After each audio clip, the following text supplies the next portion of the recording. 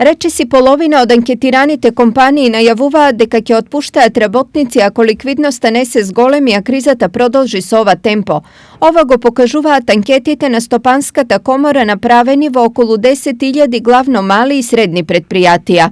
85% од предпријатијата одговорија дека се уште не го намалиле бројот на вработени како резултат на состојбата, за разлика од 15% кои веќе го намалиле бројот на вработени. Доколку нема соодветни економски мерки и како резултат на состојбите, дури 46% од компаниите се изјаснија дека планираат да го намалат бројот на вработени ако немаат ликвидност и средства да ги исплатат платите и трошоците.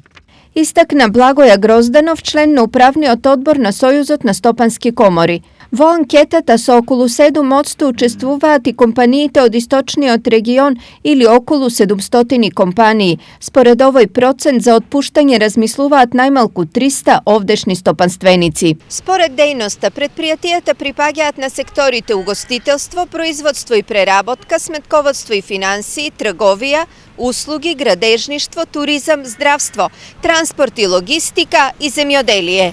За да се надминат овие проблеми, потребни им се ликвидни средства, финансски средства, односно готови пари. За да се тоа постигне, треба државата да им даде поволни кредити со, да речеме, минимална камата, дури и без камата, се до моментот додека да ги пребродат овие потешкотии. За да тоа се постигне, државата има средства, треба правилно да ги распореди. Состојбата дополнително ја усложнува ставот на дури 86% од испитаниците, според кој досега предложените мерки на владата не се доволни за тие да ја надминат кризата. Поради ова, дури 2/3 од предпријатијата за досега понудената државна помош воопшто и не аплицирале.